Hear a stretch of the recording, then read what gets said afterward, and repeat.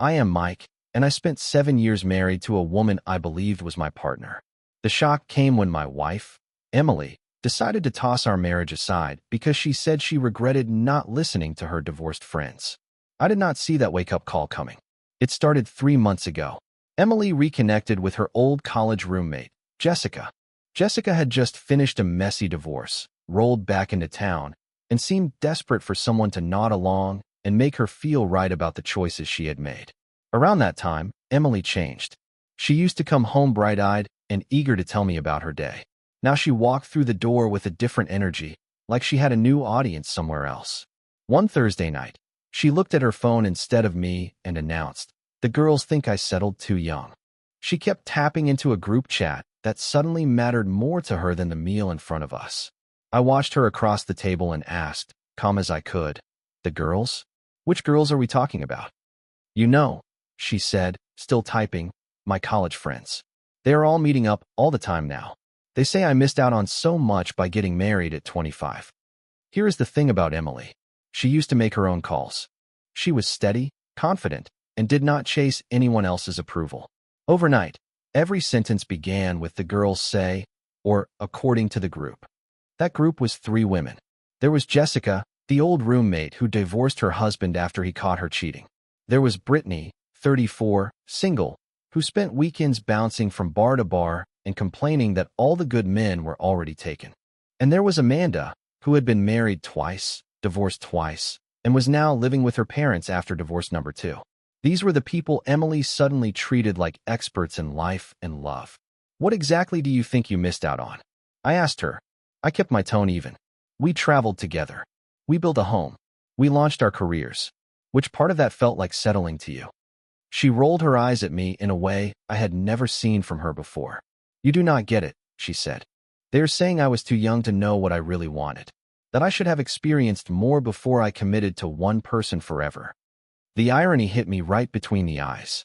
3 people whose track records and relationships were a string of failures were now coaching my wife, who had a stable, happy marriage, on how to live. Over the next few weeks, the signs were impossible to miss. Emily started going out every Friday and Saturday night with the girls, Jessica, Brittany, and Amanda. She came home late, sometimes well past midnight, smelling like cigarettes and alcohol, telling stories about how free and alive she felt. Our Sunday morning routine, making breakfast together, joking over coffee, vanished. She slept until noon. Then she spent the afternoon texting the group about their night out, rehashing every little moment. When I suggested we do something together, she let out a long, dramatic sigh. "The girls are right," she said. "You are too controlling." Controlling, apparently, meant wanting to spend time with my wife. The house started to show her new priorities. Dishes stacked up because she was, in her words, too busy living her life to deal with normal chores. Laundry landed on me, all of it. She left for work in the mornings without a goodbye, but I would see her posting photos with her friends, grinning in ways I had not seen at home in weeks. "They are teaching me things about myself I never knew," she told me one evening while she put on makeup for yet another night out. "Like how I have been suppressing my true personality to fit into this domestic role." I stood behind her and watched her in the mirror. This was the woman I had built a life with, talking about our marriage like it was a prison. "And what exactly is your true personality?" I asked. "Fun. Spontaneous. Young," she said. She spun around, and for a second I did not recognize the person looking back at me. "The girls say I have been acting like an old married woman when I should be enjoying my 20s. "You are 28, I said.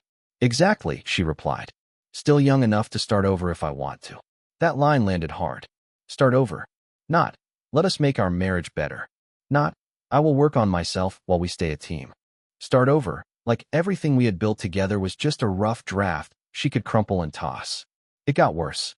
She started running our everyday choices through that committee of friends. Planning a weekend trip? "The girls think couples who spend too much time together lose their individual identities." Suggest a quiet night in? "The girls say that sounds boring and old."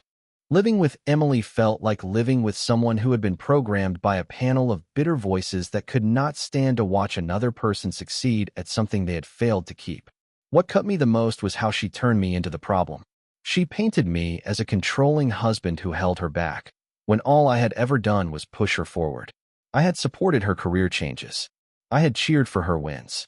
I had never tried to limit her friends or her hobbies. But now her hobbies were built to shut me out and grind down our marriage on purpose. The final straw came when she told me she would not be home for our anniversary. She said it straight, like it was no big deal. That was the moment I knew exactly what I needed to do next. The girls put together a weekend at the beach. Emily told me that anniversary traditions are just society pushing people to perform happiness for show.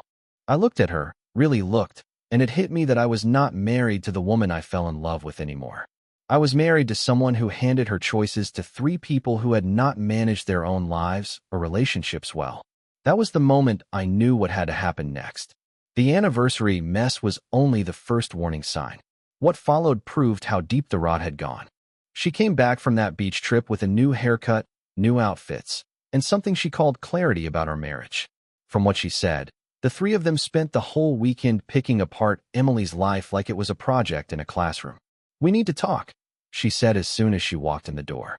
She did not even acknowledge that I had spent the entire weekend alone on what should have been our 7th anniversary. I sat down, already braced for bad news. "I have been doing a lot of thinking," she said, "and the girls helped me realize something important." She paused as if she was about to drop some wise truth. "I think we need to take a break." A break. I kept my voice even, but in my head I was running the math on how fast this marriage was collapsing. "Not a breakup," she added quickly, like that softened the blow. "Just some time apart, so I can figure out who I really am without being defined by this relationship." There it was. The move people use when they want the safety of home while they try out other options. She did not even pretend the idea was hers. "Let me guess," I said. "The girls suggested this." She stiffened. "They are looking out for me. They have been through this, and they know the signs." "What signs?" I asked. "That I am losing myself. That I married too young and never had a chance to be independent. That maybe I do not even know what I want because I have never been alone long enough to figure it out." I almost laughed. This was a woman who lived on her own for 3 years before we got married, who took a solo backpacking trip through Europe, who built her career by herself. But somehow, according to her divorced friends, none of that counted as independence. "So what does this break look like?" I asked. "I moved back to my old apartment. The lease is still available. We do not see each other for maybe 6 months, and then we evaluate where we are." "And during these 6 months," I asked, "are we married or are we not?" She shifted in place. "Technically married," she said, "but free to explore what we need to explore." There it was in plain language. She wanted to act single while keeping me as the backup plan. The coaching had done its job. "No," I said. She blinked, like she had misheard me. "What?" "No. We are not taking a break. We are either married or we are not. There is no trial separation, no 6-month exploration, no keeping one foot in and one foot out." Her face flushed. "You cannot just decide that by yourself." "Actually, I can," I said. "Just like you cannot decide to put our marriage on pause whenever you feel like going on a journey of self-discovery." She stared at me for a long time, and I could practically see the messages forming in her head, as if she was typing the group to ask how to handle a husband who did not follow their script. "The girls said you would react like this," she finally said. "They said you would try to control the situation instead of supporting my growth." "Your growth?" I asked. "You mean acting like a college kid who cannot make a decision without checking with her sorority sisters?" That landed hard. She shot up from her chair. "You do not understand what it feels like to wonder if you made the right choice." "They do. They understand failure," I said. "I will give you that. Do not talk about my friends like that." "Your friends?" I asked. "When was the last time any of them asked how you actually feel rather than telling you how you should feel?" She opened her mouth to fire back, but nothing came out, because she knew it was true.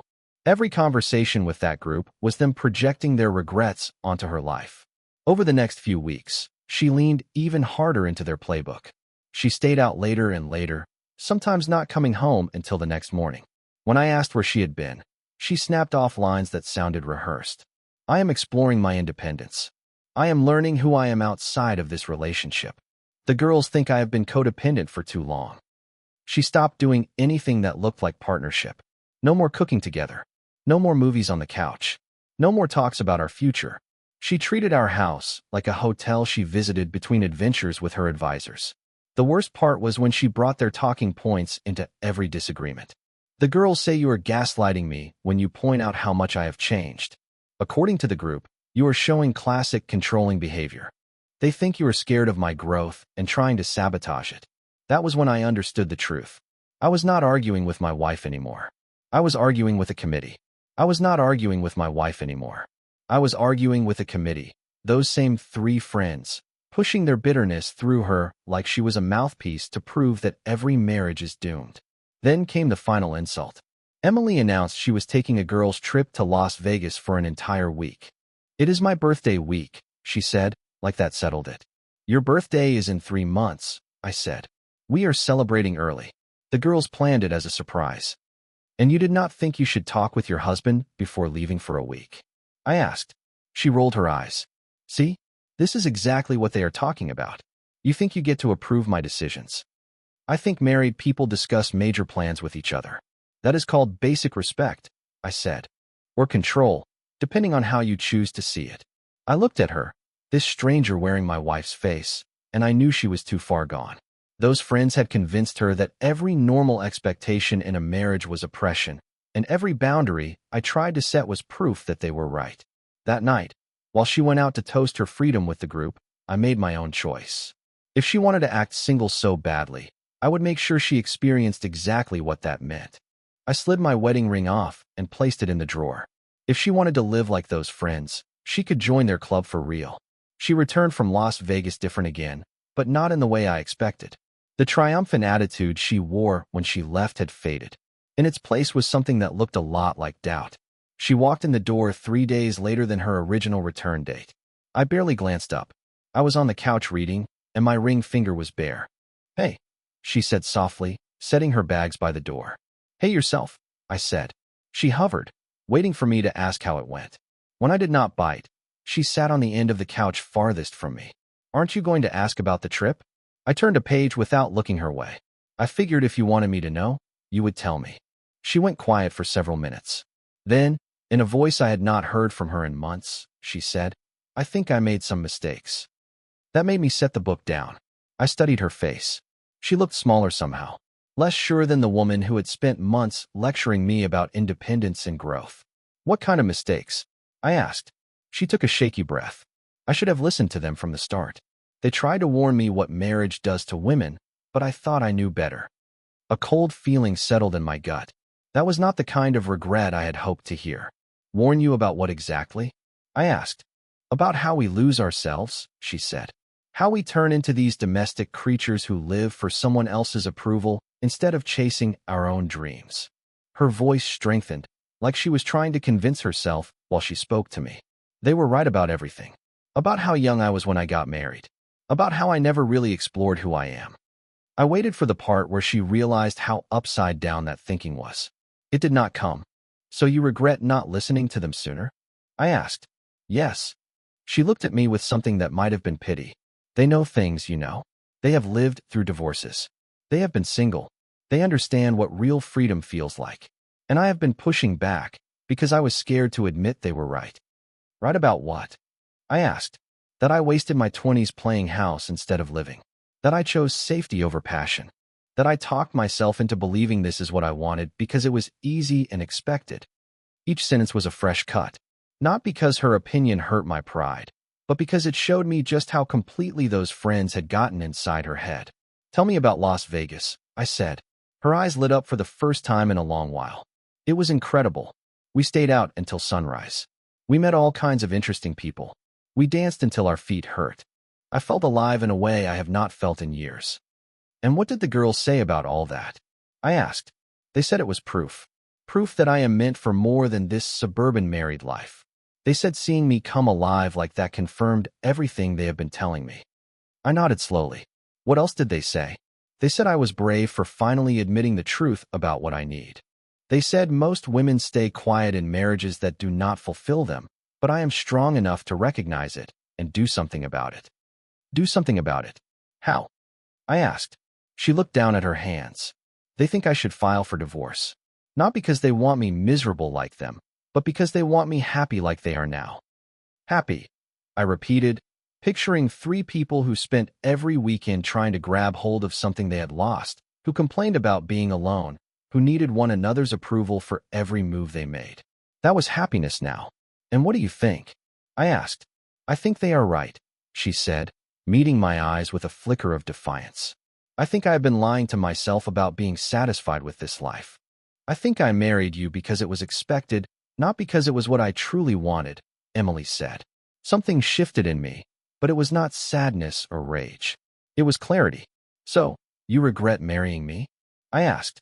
I regret not listening to everyone who said I was too young, she said. I regret not taking time to figure out who I was before I committed to someone else. I regret spending 7 years pretending to be happy when I could have been actually living. She waited for a fight. She wanted begging, promises to change, some grand speech about working it out. I saw it in her eyes. Instead, I stood up. Where are you going? She asked. To get something, I said. I walked to the bedroom, opened the drawer where I had placed my wedding ring, and took out a small velvet box. It was the box from her engagement ring, the one I had kept all these years. I came back and set it on the coffee table between us. What is that for? She asked. You said you regret not listening to your friends sooner. You said you regret marrying me. You said you wasted 7 years of your life. I said quietly. I am going to fix that for you. Her face went pale. What do you mean? I mean you are about to get exactly what you have been asking for, I said. You want to live like your friends? You want their kind of freedom? You want to find out who you are outside of this marriage? I picked up the box and held it toward her. Congratulations. Your education is about to begin. For the first time in months, I saw real fear in her eyes. Not the drama she had been performing, but the fear of actually receiving the thing she had been demanding. Wait, she said. I did not mean. You did not mean what? I asked. That you regret marrying me? That you wasted 7 years? That your divorced friends know more about a healthy relationship than you do? She was trembling now. I meant I regret not understanding myself better before. I did not mean I want to end everything. It is too late for that conversation, I said. You have made what you want very clear, and I am going to make sure you get it. The box sat there like a loaded gun. For the first time since this whole mess began, I was the one steering. You cannot be serious, she whispered. Dead serious, I said. You spent 3 months telling me how wrong this marriage is, how much you regret it, and how your friends know better than you do. Well, congratulations. You convinced me. I stood and walked into the kitchen, taking out my phone. What are you doing? She asked, panic rising as she followed me. Calling my lawyer, I said. You want to be like your friends? They all went through divorce. It is time to join the club officially. Stop, she said, grabbing my arm. You are being dramatic. I never said I wanted a divorce. I looked at her hand on my sleeve, then met her eyes. Really? Because you just spent 20 minutes explaining how you regret marrying me, how you wasted 7 years of your life, and how your friends were right about marriage being a trap. I was processing my feelings, she said. No, I said. You were delivering a verdict. One your jury of bitter friends helped you write. I slipped my arm free. Now you get to live with that decision. I do not actually want to get divorced, she said. What you want stopped being the point when you decided 3 people with failed marriages knew more about our marriage than you do, I said. Her face crumpled. Please, can we just talk about this? We have been talking for 3 months, I said. You have been crystal clear. You are unhappy. You feel trapped. You regret everything. And your friends think you should leave me. Message received. I dialed the number. She watched the screen, horrified, as it began to ring. Please hang up, she said. I held up one finger, telling her to wait. When my lawyer answered, I spoke steady and plain. I need to start divorce proceedings. Yes, irreconcilable differences. No, there is no point in counseling. She has made her decision. By then she was crying, but I felt nothing. 3 months of being treated like the enemy in my own home had burned through any sympathy I had left. I ended the call. She dropped into a chair. I cannot believe you just did that. Believe it, I said. You wanted freedom. You are about to get more freedom than you ever imagined. What about everything we built together? She asked. You just told me you regret building it, I said. You said it was all a mistake. You said you should have listened to your friends who warned you about marriage. So we will take it apart, and you can start fresh, just like they did. I did not mean it like that, she said. How did you mean it? I asked. Because from where I am standing, you have been very clear. She wiped her eyes and tried to steady her breath. I mean, I regret not understanding myself better before we got married. Not that I regret marrying you specifically. Too late for clarification, I said. You brought in a panel of advisors for 3 months, planned your exit, stayed out all night, and treated me like an obstacle to your happiness. Well, obstacle removed. They are not advisors, she said. They are my friends, Emily said. Your friends who are all divorced and miserable, I replied. Your friends who cannot stand watching someone else succeed where they failed. They are not miserable, she said. They are living authentic lives. Authentic, I said, and I laughed without any warmth. Jessica is bouncing between 3 men she met on dating applications and calls you in tears because none of them wants commitment. Brittany spends every weekend hunting for someone to go home with, then declares that all men are trash. And Amanda is 35 and living with her parents after 2 divorces. That is what you call authentic. You do not understand their situations, she snapped. I understand them perfectly, I said. They are bitter and lonely, and they talked you into throwing away a good marriage so you could be just as unhappy as they are. She stood up, anger replacing her tears. They care about me. They care about confirming their own bad choices, I said. And you bought it. So that is it, she said. 7 years down the drain because I had doubts? 7 years down the drain because you let 3 people with a history of failure convince you that doubts mean you should burn your life to the ground, I said. I walked back to the living room, picked up the velvet ring box, and held it out again. Take it. I do not want it. Take it anyway, I said. You may need something to sell when you learn what single life actually costs. She took the box with shaking hands. The papers will be ready in a few days, I said. You should call your friends and share the good news. They finally got what they wanted. This is not what I wanted, she said. It is exactly what you wanted, I said. You just thought you could have it both ways. Keep me as a safety net while you played the field. There is no safety net anymore. She looked around the house like she was seeing it for the first time. Where am I supposed to go? Remember that apartment you mentioned? I asked. The lease you said was still open? Your friends will help you figure it out. They are experts at starting over. I cannot afford that place alone, she whispered. You should have thought about that before you decided marriage was a prison, I said. Reality started to land. The freedom those friends promised had a price tag she never budgeted for. No shared mortgage, no combined income, no partner to divide bills with. The girls said. I do not want to hear what the girls said ever again. I cut in. They have said enough. They convinced you to wreck your marriage. Now you live with the fallout. She sank into a chair, the weight finally settling on her. Can we try counseling first? Counseling works when 2 people want to save the marriage, I said. I do want to save it, she said. No, I replied. You want to dodge the consequences of ending it. That is not the same thing. I looked at the woman I had been married to for 7 years, the woman who let 3 outsiders matter more than our vows. You made your choice when you decided their opinions counted more than our marriage. Now you get to live like them. The phone rang. It was my lawyer with follow-up questions about the paperwork. I answered while Emily clutched that ring box like it could reverse time. It could not. She wanted the same freedom her friends bragged about. She was about to learn what that freedom costs. The next few weeks unfolded exactly how I expected. Pure desperation dressed up as damage control. She did not move out right away. Instead, she went into full panic mode, cycling through every tactic I imagine her friends taught her for a moment like this. First came the tears. She trailed me around the house, crying that she had made a terrible mistake, that she never truly meant any of it. I was confused. She sobbed one morning while I made coffee. The girls got in my head, and I lost sight of what mattered. The girls got in your head, I said, not looking up from my cup. Or did they just say out loud what you already believed? No, that is not it, she said. They kept pushing until I started believing their version of my life instead of trusting my own feelings. Your own feelings were pretty clear when you said you regretted marrying me, I said. I was repeating what they said, she pleaded. I did not mean it. So you are telling me you are easily led and cannot think for yourself? I asked. That does not help your case. The tears shut off like a faucet. Anger took their place. They are my friends, Emily said. Your friends who are divorced and miserable, I said. Your friends who cannot stand to watch someone else make a marriage work when they could not. They are not miserable, she said. They are living authentic lives. Authentic, I said, and I laughed without any joy. Jessica is juggling 3 men she met on dating applications, crying to you because none of them wants commitment. Brittany spends every weekend bar hopping, trying to find someone to go home with, and then declares that all men are trash. Amanda is 35 and living with her parents after 2 divorces. That is your picture of authenticity. You do not understand their situations, she argued. I understand them fine, I said.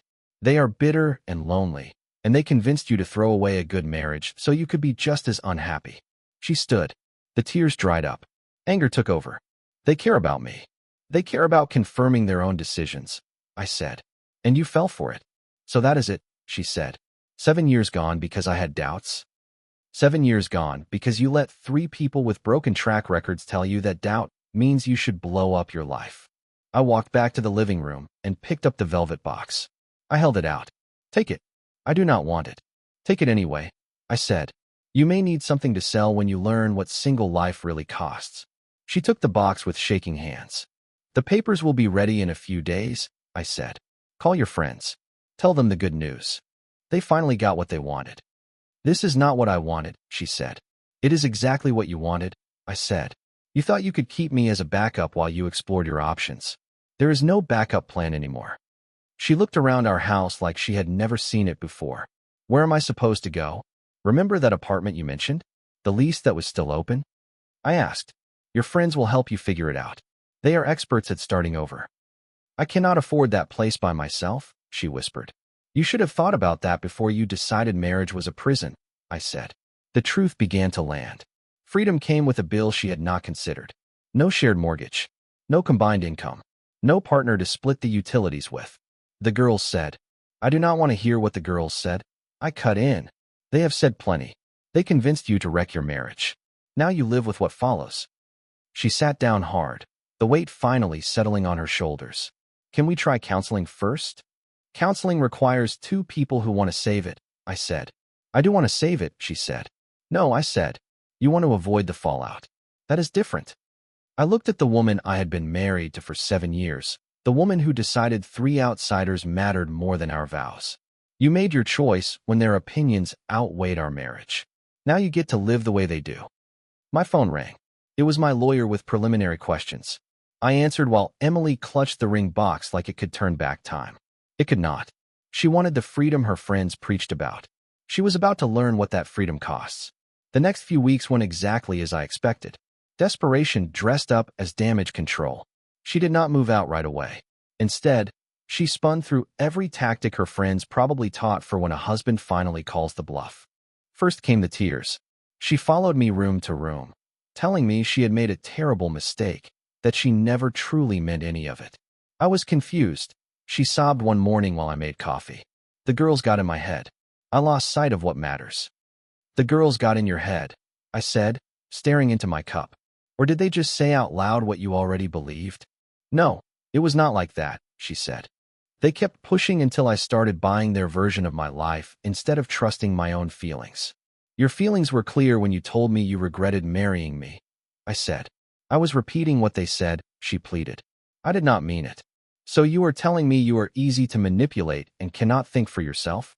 I said. That does not help. The tears stopped. The anger returned. 2 of those friends were too broke to help with the security deposit on that apartment. Reality has a way of exposing fair-weather advisors. She left on a Saturday morning with 3 suitcases and a heavy dose of regret. As I watched her car pull away, all I felt was relief. The woman I married had been replaced by someone who valued the opinions of people who fail over the love of her husband. She got exactly what she wanted, the freedom to live like her friends. Now she could learn what that freedom really costs. 6 months after the divorce was final, I ran into one of Emily's co-workers at the grocery store. What she told me confirmed every prediction I had made about my ex-wife's so-called authentic life. She has been asking everyone if they know any single men. The co-worker said, shaking her head. It is kind of sad. She seems desperate. Desperate. The same woman who lectured me about independence and self-discovery was now scrambling to replace the life she threw away. How is she handling being single? I asked. I was genuinely curious. Not well, the co-worker said. She moved into a tiny studio because she could not afford anything bigger. She is working overtime just to cover rent and utilities. She keeps saying how expensive everything is when you do not have someone to split costs with. The financial truth landed exactly the way I knew it would. Those girls' trips to Las Vegas and the weekend adventures were a lot less fun when they came out of one paycheck instead of a shared household income. What about her friends? I asked. The ones who gave her all that excellent advice. The coworker rolled her eyes. That is the interesting part. Apparently, they have been dodging her. She said they are too busy with their own drama to hang out as much. Of course they were. Mission accomplished. Puppet strings cut. They got their validation by helping another marriage crash, and now they did not need her anymore. I thought about those 3 women who coached my ex-wife to blow up her life. Jessica, the college roommate, had moved on to dating application number 5, spinning through men who would not commit because she trained them not to. Brittany, the bar-hopping friend, had moved back in with her parents after a relationship fell apart with a man she met on one of those authentic living weekends. And Amanda, divorced twice, was now on to relationship number 4, certain this time would be different. These were the life coaches my ex-wife preferred over 7 years of marriage. A few weeks later, Emily started texting me. Not angry or defiant messages. They were sad in a way that made me tired. I know I ruined what we had, but I wanted you to know I am doing okay, she wrote. She was not doing okay. That was obvious. I joined a yoga class, and I am learning to cook for one. It is actually kind of liberating. Liberating. She was trying to talk herself into believing that eating frozen dinners alone in a studio was better than the life we had built. The girls were right about one thing, she wrote. I am definitely learning who I am outside of a relationship. I almost felt sorry for her. Almost. Then I remembered 3 months of being treated like the enemy in my own home. 3 months of every conversation infected by toxic advice from 3 bitter voices. 3 months of watching my wife turn into a stranger. I did not reply. A month later, mutual friends told me she had started seeing a man from work who was recently divorced. The rumor was she was already talking about moving in because she could not afford her place anymore. From marriage to moving in with a near stranger in less than a year.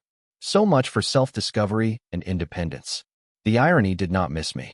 She walked away from a stable, loving marriage because her friends told her there was something better out there. Now she was settling for whatever kept the lights on. I, on the other hand, was doing well. The cloud that hung over our home in those last months was gone. I was sleeping better, eating better, and actually enjoying my life. The house felt calm instead of like a battleground. I could make plans without worrying they would be canceled because the girls had something more important on the calendar. I could have conversations without the constant ping of a group chat or the endless autopsy of other people's failures. More than anything, I learned to spot the red flags I had ignored. The way she started valuing outside opinions over our partnership. The way she began treating our marriage like a burden instead of a promise she chose every day.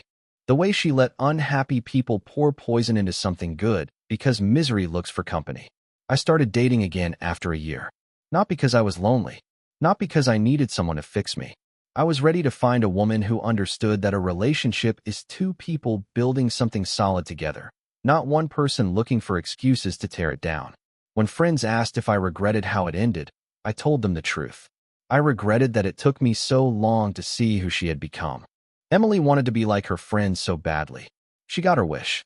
She joined their club of divorced women who spend weekends trying to recreate the happiness they convinced themselves they were missing. The difference is that her friends divorced because their marriages had real problems. Emily divorced because she let them talk her into believing that being happy was a problem. She had everything she said she wanted: love, partnership, security, plans for the future, and threw it away because 3 failures told her she should. That was not my loss. That was hers. Now she is in that studio apartment, taking every overtime shift she can grab to pay for the independence she was so sure she needed. She is finally getting the education she demanded. Some lessons only sink in the hard way. She regretted not listening to her friends sooner. I made sure she would never have to carry that regret again. Now she can be exactly like them. Divorced, struggling, and searching for the things she already had and tossed aside. Class is in session, and reality is a harsh teacher.